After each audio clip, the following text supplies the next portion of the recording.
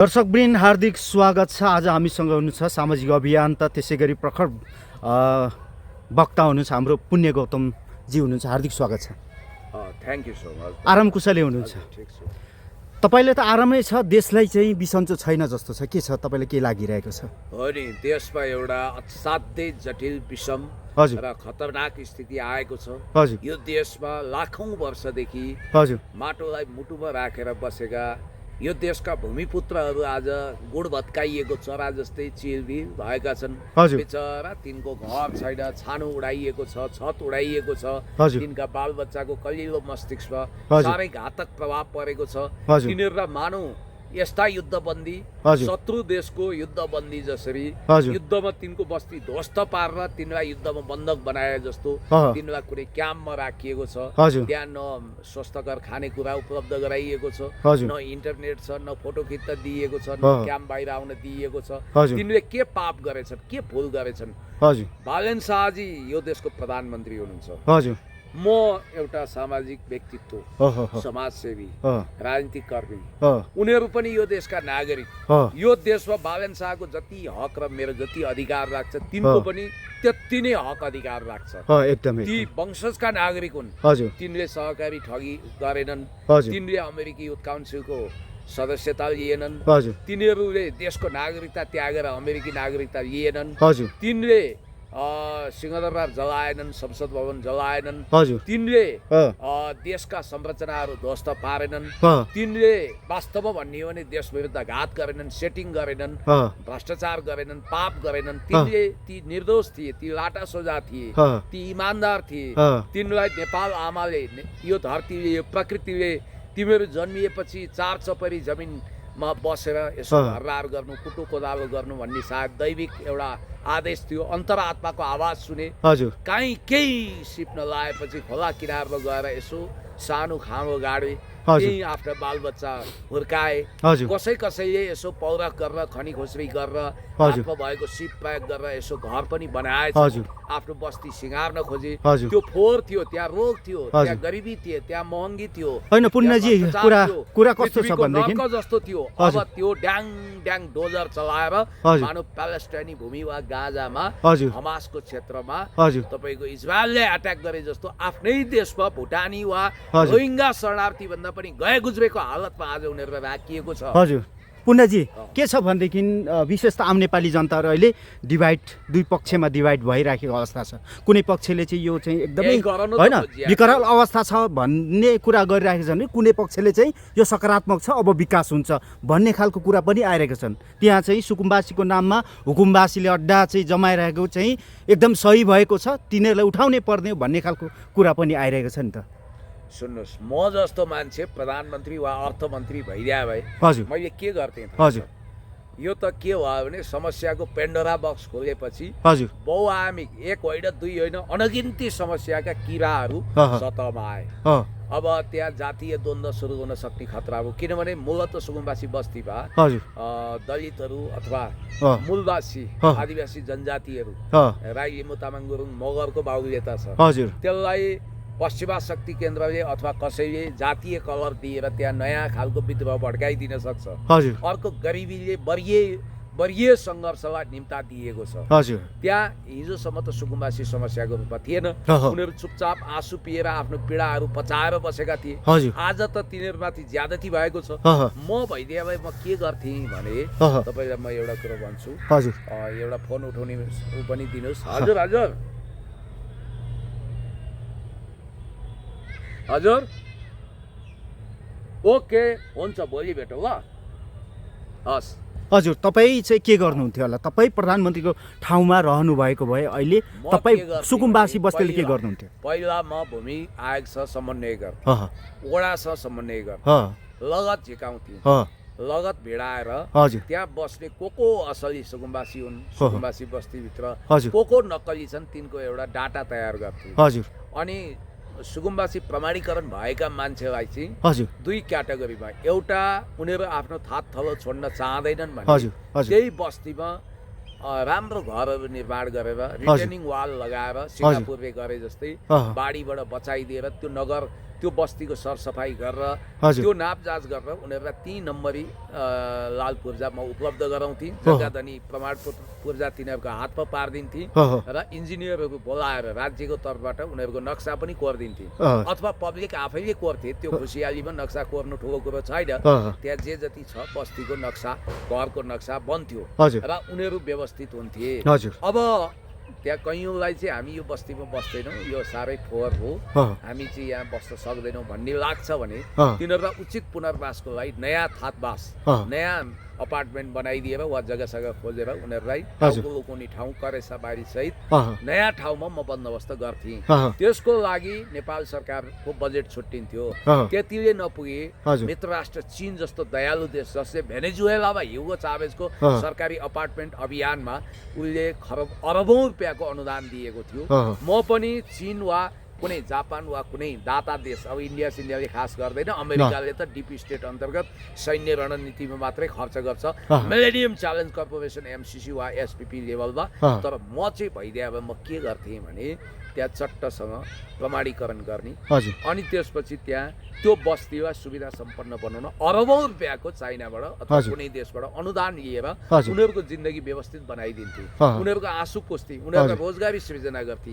झापाको कमल गाउँ विकास समितिमा चाइना मित्र राष्ट्र चाइनासँग केपी शर्मा ओलीज्यूले एमओयूमा सिग्नेचर गरिसक्नु भएको छ। अरबौँ खरबौँको त्यहाँ बजेट अनुदान आउँदैछ। हो त्यसलाई औद्योगिकरण गरेर यहाँका सुकुम्बासीलाई लगेर त्यहाँ रोजगारी दिन्छ। हेर्नुहोस् ती सुकुम्बासीहरूले तपाईँसँग केही मागेका थिएनन्। महँगीले ढाड भाँचेको छ, त्यस्तो बेलामा उनीहरू चुपचाप आँसु पिउँदै थिए। तपाईँले पढाउनु परेको थिएन, बढाउनु परेको थिएन, हुर्काउनु परेको थिएन। एक ढङ्गले उनीहरूले नदी किनारमा बसेर होइन त्यहाँ सुँगुर पालन गरे, कुखुरा पालन गरे, अलिअलि खेती गरे, नजिकैको ठाउँमा कुल्ली ज्यामी काम गरे, अनि कोहीले पण्डित्याइ गरे होलान्, कोहीले त्यहाँ बसेर कोहीले गलैँचा बुने होलान्, कसैले अर्काको घरमा गएर भाडा मादिएर सरसफाइ गरेर स्वरोजगार भएका थिए। कोही विदेशमा गएका थिए, कोही देशमा थिए। उनीहरूले ठगेनन्, लुटेनन्, म्याच फिक्सिङ गरेनन्, तर उनीहरूलाई आज ड्याङ ड्याङ घर भत्काइएको छ। गोएबल शैलीको प्रोपोगान्डाको शिकार बनाइएको छ। आज मापदण्ड मिचेर बनाइएको घर भत्काउँदा लगेर सुकुम्बासी बस्तीका 7 तले महल भन्ने दुष्प्रचार गरिएको छ। सबैले एउटै हाँडीमा राखेर भुटिएको छ, सबैलाई एउटै ढिकीमा राखेर कुटिएको छ। जुन तपाईँले जुन मैले भन्नु घाँसे मासे एकै नासे भने जस्तो अब सरकारी मापदण्ड विपरीतका घरहरू भत्काउँदा पनि त्यो सुकुम्बासीको भनिदिने, जबकि सुकुम्बासीहरू त्यस्ता छैनन्। उनीहरूको एक चपेरी जमिन छैन। बरु केपी खनाल जस्ता नक्कली सुकुम्बासीहरू छन्। उनको ऐलानी होइन, त्यो सुकुम्बासी बस्ती भयो। उनलाई मैले नक्कली सुकुम्बासी किन भनेको भने उनको अहिलेको संसदीय भत्ताको आधारमा उनी नक्कली सुकुम्बासी ठहरिन्छन्। अब हल्ला त उनले बाहिर पनि चलअचल सम्पत्ति जोडेको हल्ला गर्छ। होइन, कुरा त्यही आइरहेको छ। अरूले सुकुम्बासी बसेको ठाउँमा अतिक्रमण भन्ने खालको कुरा भइरहेछ नि, उसको चाहिँ ओइलेनी भन्ने खालको कुराहरू के छ? सुकुम्बासी बस्ती नि फरक के छ? हजुर, म तपाईँलाई भन्दैछु। तर उनको सवालमा के कुरा आएको छ भने बाहिर पनि उनको जायज यथा सम्पत्ति हुनसक्छ, त्यसलाई सुकुम्बासी भनिँदैन, त्यसलाई हुकुमबासी भनिन्छ। हो, उनी सुकुम्बासी बस्तीभित्र घर ठडाउने हुकुमबासी त होइनन्। जस्तो कि उनको अहिले संसदीय भत्ताले मजाले पहाडमा गएर तराईमा गएर 2-4 गट्टा 1-2 रुपियाँ जग्गा किनेर त्यहाँ उनले घर बनाउन सक्छन्। उनी अब सुकुम्बासी रहेनन्। उनको हकमा चाहिँ उनलाई नक्कली सुकुम्बासी भन्नुपर्छ। अब अहिले राष्ट्रसभाका सांसद हेर्नुहोस्, हेटौँडामा एकजना सांसद, मकनपुरका सांसदले सरकारी जमिन अतिक्रमण गरेर थुप्रै 5 जना जति निस्केको छ। उकेराले लेखेकै छ यहाँ तपाईँको भरत पराजुलीजीको हाइड्रो बसेको ठाउँमा डोजर जाँदा तेल सिद्धियो अरे। त्यहाँ चाहिँ अरूको ड्याङ ड्याङ भत्काइदिएको छ। अनि कैलालीमा 1 बिघा जग्गा नि कब्जा गरेको कुरा आएको छ। त्यस कारणले गर्दाखेरि अब उनीहरूले अहिले के नीति बनाए जस्तो तपाईँलाई म भन्छु, यो कुनै भगवानले दैविक कानुन बनाएर त पृथ्वीमा पठाएको छैन। नेपालमा माओ त्सेतुङको सल्लाह मानेर राजा महेन्द्रले विज्ञहरूसँग छलफल गरेर 2021 सालमा भूमि सुधार ऐन ल्याउनु हो। त्यस अन्तर्गत 21-22 सालको नापीमा यो नम्बरी जग्गाहरू तोकिएको हो। त्यति बेला पूर्जा दिन छुटेका नाप जाँच भएर सबै प्रक्रिया टुङ्गिएको जग्गालाई चाहिँ आँकडा जग्गा भनिन्छ। लगभग नम्बरी जस्तो हो। त्यो आँकडा र नम्बरी बाहेक बालेन शाहको मापदण्डमा त जम्मै तोडफोड भत्काइदिने हुँदा आदि नेपालको उठिवास हुन्छ। पर्ती निकुञ्जको, वन क्षेत्र, पोखरीको, अँ। अनि त्यसपछि तपाईँको राजकुलोको यो सबै जग्गाहरू त सरकारी जग्गा मानिन्छ, एकदम। ऐवानी पनि सरकारी मानिन्छ भन्ने बित्तिकै अँ। यहाँ ऐवानी जग्गा ओगट्ने 80% ठुला बडा ठालुहरू अँ। शासक प्रशासक छन्, अँ। तिनको हकमा चाहिँ अब नभत्काउने जस्तो नीति बनाउँदैछ यसले, हजुर। होइन, तिनीहरूलाई केही नगर्ने, हजुर। अनि मात्र सुकुम्बासीलाई उजाड्ने। अँ। अब अब्बल, दोयम, सिम, चार अँ। चार थरीको जग्गा छ। अँ। अब अब्बलमा तपाईँको नम्बरी र आँकडा पर्छ, अँ। होइन, अरू सिम चार दोयममा पर्छन्। हजुर। अनि अर्को कुरो के छ, तपाईँलाई इन्ट्रेस्टिङ कुरो के गरिदिउँ भने यिनीहरूले के गरिदिए भने अँ। एउटा अत्यन्तै दोगला खालको विभेदकारी नीति ल्याए। अँ। यो कुनै दैविक कानुन त छैन, अँ। पृथ्वी नै हामीले कब्जा गरे हौ नि, अँ। पृथ्वीमाथि हामीले दोहन गर्न जिउने अँ। भगवानले हामीलाई लाल पूर्जा दिएर पठाएको होइन, होइन। होइन। अब यहाँनिर के छ भने इन्द्र चामलिङकै कुरा गर्छ। इन्द्र चामलिङ। इन्द्र चामलिङको एउटा कुरा चाहिँ अलिकति तलमाथि के भएको हजुर। म सुन्छु भने अँ। उनले नक्सा चाहिँ 5 तलाको बनाए, घर चाहिँ 7 तलाको बनाए भन्छन्। हजुर। त्यो पनि मलाई थाहा छैन, हजुर। पछि नक्सा संशोधन गरेर बनाए कि अँ। त्यो मलाई थाहा छैन। होइन, तर पूर्जा बिनाको नक्सा कसरी बन्यो अब भन्नु? होइन, पूर्जा किन छैन, हजुर। उहाँको त तपाईँको त्यतिखेर हजुर।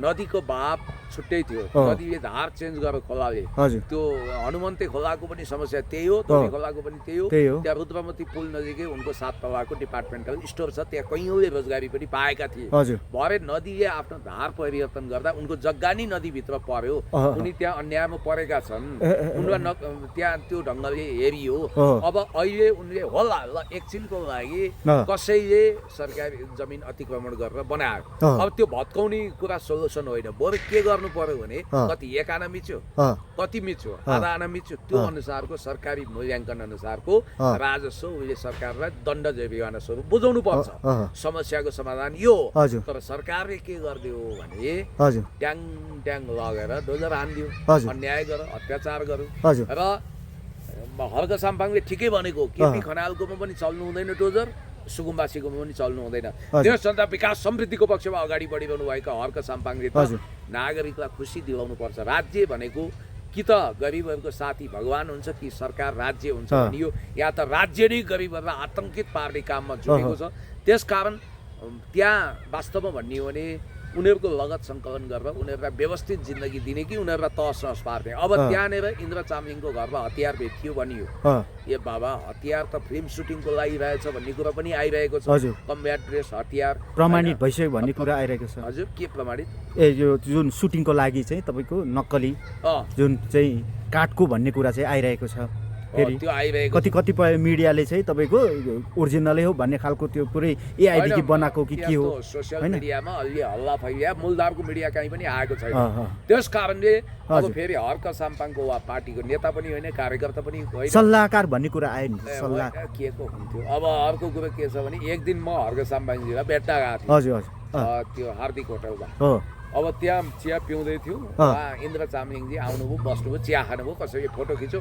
आज भीम उपाध्यायले त्यही सेयर गर्छन्। हजुर। ए बाबा, हामीलाई यो कुरा पनि थाहा छ कि मेलम्ची भ्रष्टाचार काण्ड भए अँ। तपाईँको मुद्दा त अदालतको विचाराधीन छ, अँ। सर्वोच्च अदालतको। त्यस कारण तपाईँले ठुला कुरा नगरेकै राम्रो। हजुर। र अर्को कुरो के भने घाँसे पासे एकै नासे भने जस्तो इन्द्र चामलिङको घर भत्किरहँदा हजुर। उनलाई सुकुम्बासी बनाएर प्रस्तुत गर्नु पनि त डिसइन्फर्मेसन हो नि त। हजुर। त्यसैले उनी त सुकुम्बासी होइनन्। हजुर। वास्तविक सुकुम्बासी कति बदनाम भयो, आज घर पनि भत्कियो, हजुर। केटाकेटीको पढाइ बिग्रियो, हजुर। उनीहरूलाई युद्धबन्दी जस्तै हजुर। शत्रु देशको युद्धबन्दी जस्तो आफ्नै देशमा अँ। यहाँ राखिएको छ। तिनका चेलीबेटीहरू, ती सुकुम्बासीका चेलीबेटीहरूले हजुर। कुनै इन्डियाको कुनै प्रान्तमा बिहा गरेर गएका छैनन्, उनीहरू यही देशका थातपास भएका व्यक्तित्वहरू हुन्। त्यसकारण आज हेर्नुहोस्, राणाको पालामा पनि यति अत्याचार भएको थिएन, अन्याय भएको थिएन। कठै नेपाल आमा आज सायद उदासीन, पानी पनि असमयमै परिरहेको छ, मानौ नेपाल आमा धरधरी रहिरहेकी छिन्, आफ्नो सन्तानको पीडा देख्न नसकेर। भगवानको अदालतमा सब कुराको हिसाब किताब भएको छ। हजुर। तपाईँले गरिब दुखीलाई हँसाउनुहुन्छ, उनीहरूको ओठमा हाँसोको गुलाब फक्राउनुहुन्छ, अँ। उनीहरूलाई माया गर्नुहुन्छ, उनीहरूलाई राम्रो गर्नुहुन्छ भने तपाईँलाई भगवानले आशीर्वाद दिन्छन्। हजुर। तर तपाईँले रुवाउनु भयो भने नि त्यो अँ। आँसुको मूल्य बहुत कठोर हुन्छ अँ। र एक दिन दैविक दण्ड हुन्छ, नर्क भोग्नु पर्ने हुन्छ। हजुर। त्यसैले म भन्न चाहन्छु, आज जुन ढङ्गको एउटा इतिहासमै नभएको दमन भएको छ, हजुर। भोलि कुनै दिन यिनै जेन्जी आन्दोलनमा 10,000 मान्छेले भरे त्यहाँ नक्कली जेन्जी घुसपैठ गरेर हिंसात्मक बनाएर सिंहदरबार कब्जा गरे, बालुवाटार कब्जा गरे, कालापानी लिम्पियादुराको महान नक्सा जारी गर्ने केपी शर्मा ओलीज्यूलाई डिप स्टेटको इसारामा उनीहरूले तहस नहस बनाए र संविधानले नचिन्ने सुशीला कार्कीको सरकार स्थापित गरे र त्यसैको निरन्तरतामा अध्यादेश राज गर्दै अध्यादेशहरू अनावश्यक रूपमा पास गरेर होइन संवैधानिक परिषद सम्बन्धी अध्यादेश आज पास भयो, सबै पास गरेर संसद छलेर गैर संवैधानिक लगभग गैर संवैधानिक हिसाबले स्वच्छन्द तरिकाले यो सरकार अगाडि बढिरहेको छ र तपाईँलाई यति कुरो भन्न चाहन्छु कि आज यो देशमा आन्तरिक शरणार्थी भन्दा पनि गए गुज्रेको अवस्थामा ती दरिद्र नारायण ती सुकुम्बासीहरू छन्, तिनको पेटमा लात मारिएको छ, तिनको मानवाधिकार खोसिएको छ, तिनको हरिबिजोग भएको छ। अब हेर्नुहोस्, भगवानले त एक दिन इन्साफ गर्नुहुन्छ, अवश्य पनि भगवानले न्याय गर्नुहुन्छ र ती सुकुम्बासी ती दरिद्र नारायणहरू कहिले पनि अपराधी बनेनन्, भ्रष्टाचारी बनेनन्। तर अब भोलि के होला म भन्न सक्दिनँ। भोलि कुनै दिन 1 लाख सुकुम्बासीहरू देशभरिबाट 1 लाख मान्छे आएर सिंहदरबार घेराउ गरे, बालुवाटार घेराउ गरेर सत्ता कब्जा गरे। मानव हर्क साम्पाङ वा म जस्तो मान्छेलाई प्रधानमन्त्री वा राष्ट्रपति बनाए भने आश्चर्य नमान्नुहोस्, त्यो नजिर त बस्यो नि त। त्यस कारणले गर्दाखेरि देश जनता विकास समृद्धिको पक्षमा अगाडि बढ्नु पर्नेमा राज्यले लोनमाथि लोन थपेको छ। एडिबीको अरबौँ रुपियाँको लोन स्याङ्सन गर्न एकीकृत बागमती सभ्यताको नाउँमा यो सारा सुकुम्बासी उठाएको कुरो त कसलाई थाहा छैन। त्यस कारणले गर्दाखेरि अब यहाँ धनीहरूको लागि मात्रै यो राज्य हो, गरिबहरूले बाँच्न नपाउनु कठै। यो नेपाल आमामाथि जुन अत्याचार भएको छ, निर्दोष मानिसको हृदय र झोपडीमा मन्दिरहरू भत्काइएको छ, निर्दोष मानिसको झोपडीमा भगवानको बास हुन्छ। आज भगवानको बास भएको मन्दिर, शिवालय, देवालय अनि गुम्बाहरू भत्काइएको छ, चर्च मस्जिद भत्किएको छ, कम्ता पीडा छ। त्यस कारणले गर्दाखेरि यो दैविक दण्ड पनि हुन्छ भन्दै एक पक्षीय जुन डिभाइड भएको छ नि, एक पक्षीयले चाहिँ कस्तो खालको कुरा गरेको छ भनेदेखि चीनमा पनि कुनै बेला विकास हुँदै गर्दाखेरि यस्तै खालको विकराल अवस्था आएको थियो, नेपालमा त्यही हो, पछि गएर विकास हुन्छ भन्ने खालको एक पक्षीयको कुरा छ कि यो के लाग्छ तपाईँलाई? चीनमा कहिले यस्तो भएन। चीनमा त कस्तो हुन्छ भने सडक विस्तार गर्दै जाँदा सडकको बिचमा कुनै घर बन्ने पर्यो भने त्यो घर धनीलाई पहिला क्षतिपूर्ति मुआवजा दिएर तपाईँ यहाँबाट उठ्नुहोस् भनिन्छ। ऊ उठेन भने उसलाई कन्भिन्स गरिन्छ, उठेन भने त्यहाँ सडक बङ्ग्या त्यो घर नभत्काइकन संरचना तपाईले समझदारी तरिकाले कयौं भिडियो पनि रेजमा देख्नु भएको छ, एआईले बनाएको होइन, युट्युबमा देख्नु भएको छ। त्यसो गर्छ उसले। चीन त कल्याणकारी राज्य हो, उसले त 25 करोड नागरिकहरूलाई बिलो अफ पोभर्टी, गरिबीको रेखामुनिबाट मुक्त गरेको छ। कहाँ यस्तो गरेको छ? कहाँ यो तपाईको माफियाहरूको इसारामा यो काम भएको छ? आज हेर्नुहोस् त, $53 मिलियन को ऋण फेरि स्वीकार गरिएको छ। अनावश्यक कुरोमा ऋणमाथि ऋणको बोझ बोकाइएको छ। एमसीसी कार्यान्वयन गर्न अमेरिकी दबाव छ। नेपालमा अब टिओबीको ट्याटु, टिबट ओरिजिन्स ब्लडको ट्याटु खोप्ने मान्छेलाई फेरि गृहमन्त्री बनाएर असंलग्न परराष्ट्र नीति। तपाईँको अनुमान चाहिँ के छ? आम नेपाली जनताहरूले पुण्य गौतम पनि एउटा देशको जिम्मेवारी व्यक्ति जस्तै हो, त्यो कारणले गर्दाखेरि बुझ्न चाहनुहुन्छ कि यो नयाँ सरकारले यो गर्नु खोजेको कारण चाहिँ के लाग्छ तपाईँलाई? तपाईँको यो तपाईँको deep state, world bank, IMF, Asian development bank, एडिबीको इसारामा सरकार चलेको छ। नवउदारवादी हो, जसले गरिबलाई देखि सहँदैन, गरिबी हटाउनु पर्ने गरिबै डिभाइड गर्न खोजेको छ। यसले आफ्नो लागि आफै विद्रोह निम्ताउँदैछ। विनाशकालले विपरीत बुद्धिको अवस्था आएको छ। यो धेरै टिक्नेवाला छैन।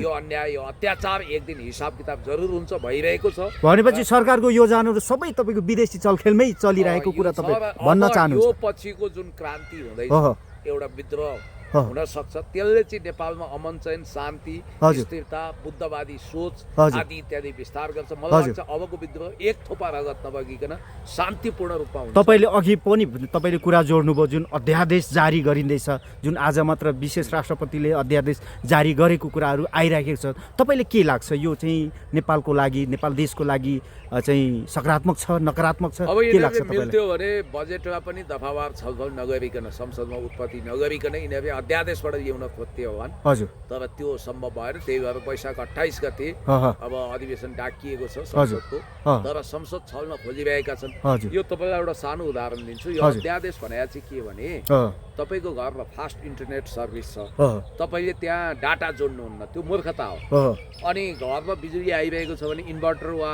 जेनेरेटरको काम छैन। अह, यो सरकारले चाहिँ इन्टरनेट हुँदाहुँदै त्यो पनि फास्ट सर्भर हुँदाहुँदै हुँदाहुँदै डाटा जोडे जस्तो छ। हजुर र यसले चाहिँ इन्भर्टरको काम बिजुली हुँदाहुँदै त्यो बन्द गरेर इन्भर्टर खोले जस्तो छ, अह, जेनेरेटर खोले जस्तो छ। यो अह। बिल्कुल उल्टो मती हो, उल्टो अह। गङ्गा बगाउन खोजिएको हो। अह, कानुन निर्माण गर्ने थलो संसदलाई पङ्गु बनाएर, हजुर अर्थहीन बनाएर हजुर यो अध्यादेश ल्याइएको छ। अध्यादेश भनेको अह, कानुनको त्यो तह हो जहाँ इमर्जेन्सी राइट बारे बराबर हुन्छ। हजुर जस्तो एकछिनको लागि संसद डिजल्भ भएको छ, संसद भङ्ग भएको छ, संसदको अस्तित्व छैन। अह, र नेपालको संविधान धारा 168 को उपधारा 5 अन्तर्गत अह, केही नेपाल ऐन संशोधन गर्न बनेको विधेयकहरू पास गर्न अध्यादेश चाहिँ मिल्दैन। अह, हो त्यस्तो बेलामा अब यहाँ त सांसद कस्ता छन् भने आफैलाई संसद भन्छन्। अह, पुण्य गौतमको चेतना भनेको राष्ट्र चलाउने छ। अह, हेर्नुहोस् है, कतिले भन्छन् कि नेपालको मिलियन के अरे कैयौँ मेगावाट बिजुली खेर गए जस्तै पुण्य गौतमको प्रतिभा पनि स्पोइल भयो, खेर गयो भन्छ। अह, ढुक्काउनुहोस्, यो खेर जाँदैन। हामी एक दिन राज्य सत्तामा पुग्छौँ, अह, गरिब जनतालाई न्याय गर्छौँ, देशलाई झिलिमिली बनाउँछौँ, अह। विकसित बनाउँछौँ, हामी एकदमै उन्नत आय स्तरको देश बनाउँछौँ। हजुर। हामी हावादारी हाउडी कुरा गर्दैनौँ। हामी देश जनता विकास समृद्धि प्रति प्रतिबद्ध छौँ। र मैले तपाईँलाई भनिहालेँ, अह, यो भनेको चाहिँ के हो भने कतिखेर चाहिँ अध्यादेश पास हुन सक्छ, राष्ट्रपतिले प्रमाणीकरण गर्न सक्छन् भने अह। मानव संसद छैन, डिजल्भ भएको छ। अह, तपाईँले फास्ट ट्र्याकबाट कुनै कानुन बनाउनु पर्यो, अह। जस्तो एन्टी टेररिस्ट एक्ट बनाउनु पर्यो, अह, प्रति आतङ्कवाद कानुन बनाउनु पर्यो, अह। अथवा कुनै दैविक विपत्ति सम्बन्धी कुनै कानुन तत्काल निर्माण गर्नु पर्यो। अह। नयाँ केही साइबर कुराहरू आयो, त्यसमा अत्यावश्यक कानुन निर्माण गर्नु पर्यो। संसद छैन भने कानुन सुधार आयोगसँग समन्वय गरेर, अह। त्यसको सचिवसँग छलफल गरेर, अह, अनि अदालतको परामर्श लिएर, अह, अनि विपक्षी दलको नेतासँग बैठक बसेर हजुर राय मसुरा लिएर, हजुर। अनि सरकारले कानुनचीहरूको हजुर। सहयोगमा एउटा अध्यादेश निर्माण गर्न सक्छ। त्यसलाई मन्त्री परिषद क्याबिनेटले पास गरेर हजुर प्रमाणीकरण गरेर राष्ट्रपतिका पठाउन सक्छ। राष्ट्रपतिलाई चित्त बुझेन भने हजुर। त्यसलाई उहाँले फिर्ता पठाउन सक्नुहुन्छ। हजुर। कुरा यो हजुर। नत्र भने अक्सर हजुर जस्तो प्रतिनिधि सभा अर्थात् पार्लियामेन्टमा यो उत्पत्ति हुन्छ, त्यसपछि त्यहाँ दफावार छलफल गरेर कुनै विधेयक पास हुन्छ, त्यसपछि राष्ट्रिय सभामा पठाइन्छ, हजुर। त्यहाँ विचारसहित त्यहाँ रायसहित फेरि प्रतिनिधि सभामा पठाएपछि त्यसलाई राष्ट्रपतिका हजुर। प्रमाणीकरण गर्न पठाइन्छ। हजुर। कतिपय अवस्थामा दुवै सदनले पास गरेको अह। विधेयक नेपाल हितमा छैन, राष्ट्र हितमा छैन भने हजुर। त्यसलाई राष्ट्रपतिले प्रमाणीकरण नगरेर, हजुर जस्तो विद्यादेवी भण्डारीज्यूले नेपालको सिक्किमीकरण फिजीकरण गर्ने अह। टाइपको अह। नागरिकता विधेयकलाई फिर्ता पठाइदिनु भयो नि, अह। त्यसै गरी फिर्ता पठाउन सक्ने विशेष अधिकार हुन्छ। अह। उहाँले डस्टबिनमा हालिदिनु भयो। फेरि रामचन्द्र पौडेलले अह। नेपालको फिजीकरण वा सिक्किमीकरण गर्ने नेपाली नेटिभ नेपालीहरूलाई यहाँ अल्पमतमा पार्ने गरी अह। जसरी नागरिकता विधेयक प्रमाणीकरण गर्नु हुँदैन थियो त्यो गर्नु हो। हजुर। अहिले महाभियोगको झाँसा दिएर डेमोक्रेसीको तरवार तेर्साएर हजुर। राष्ट्रपतिलाई विवश बनाइएको छ। अब अहिले राष्ट्रपाको सांसदहरू त अह। टुटु कुद्छन्, मिडिया देख्नै हुँदैन, सबलाई फोन अह। आए जस्तो हुन्छ। त्यस कारणले गर्दाखेरि यहाँ नहुने के अरे काहीँ नभएको जात्रा हाँडी गाउँमा लागेको छ। यो आपत्तिजनक छ। अब हामी समयको अन्तिमतिर छौँ र अब हुने कुरा हुनाबी भइसकेको छ। समग्रमा डोजर जताततै चलिसकेको छ। ताका गुम्बादेखि लिएर तपाईँको यो हिन्दू धर्मको जुन मन्दिरहरू पनि भत्काइएको अवस्थामा छ। अबको सरकारले चाहिँ अब यो व्यवस्थापन चाहिँ कसरी गर्नुपर्छ के छ चाहिँ तपाईँ भन्न चाहनुहुन्छ? सरकारलाई यो जति आर्थिक उपदेश दिए पनि भालुवा पुराण सुनाए जस्तो हुन्छ। यो सरकारले एक कानले सुन्छ, अर्को कानले उडाउँछ। हजुर। घमण्डले फुलेल भएको छ। विनाशकाले विपरीत बुद्धि भनिन्छ। हजुर। तपाईँको विनाश सर्वनाश हुँदा भगवान्ले 2.5 अक्षर 2.5 अक्षरको बुद्धि भन्ने तत्त्व भ्रष्ट गरिदिन्छन्, मान्छे सिद्धिन्छ, शक्तिहरू पलायन हुन्छन्, सिद्धिन्छ। आफूलाई above the constitution Alexander the great सोध्ने आई एम द स्टेट भन्ने उहीको फुई लगाउने यो सरकार घमण्डले फुलेको छ, अत्याचारी भएको छ, निर्मम भएको छ, निर्दयी भएको छ, पत्थर हृदय भएको छ। यसले मानवता सुन्नेवाला छैन। यसले कसैको करुण क्रन्दन सुन्नेवाला छैन। यो आँसुले पोल्छ, श्राप लाग्छ यो सरकारलाई। यो असमयमै फतक्कै कुहिएर झर्ने लक्षण मैले देखेको छु। र यो सरकारले अझै पनि यसको विवेक छ भने हेर्नुहोस्, अब वास्तवमै भूमिहीन दिने सुकुम्बासीमाथि थप डोजर नचलाओस्, जुन बस्तीमा डोजर चल्यो तिनीहरूलाई व्यवस्थित घर रासको व्यवस्था गरोस्। हजुर उनीहरूको अब यो मनोवैज्ञानिक जुन क्षति छ, अन्य क्षति छ, त्यो त क्षतिपूर्ति हुँदैन र यसमा पश्चाताप गरेर माफी मागोस्। हस् त, समय र सम्वादको लागि थ्याङ्क धन्यवाद। You so much. र अर्को कुरो, हजुर। यो नगरेको खण्डमा भोलि सरकारमा हामी पनि आउन सक्छौँ। हजुर। कानुनले काम गर्छ। भोलि सिंहदरबार जलाउने, संसद भवन जलाउने, सर्वोच्च जलाउनेहरूको पनि हिसाब किताब हुन्छ। नेपालबाट अहिले 8 महिनाको आयात धान्न सक्ने अन्तर्राष्ट्रिय मुद्राको सञ्चित छैन नेपालसँग। नेपाल स्वतन्त्र व्यापार घाटा सही रहेको छ। यस्तो अवस्थामा नेपाल मल्टिपल अर्ग्यान फेलियरमा अर्थ राजनीतिक धाराशाही स्थितिमा जान सक्छ। त्यसकारण यसबाट रेस्क्यु गर्नको लागि आवश्यक पर्छ भने जनताले शान्तिपूर्ण तरिकाले विद्रोह पनि गर्न सक्छन्। महँगी अत्याचारी भएको छ। मेडिटेरियन सी र ब्ल्याक सीबाट आउने तेललाई पनि स्ट्रेट अफ होर्मुजबाट ल्याइएको भनेर जनतालाई सताइएको छ। कृत्रिम महँगी भएको छ। अब जनता झुरुक्कै उठ्ने बेला आएको छ। धन्यवाद।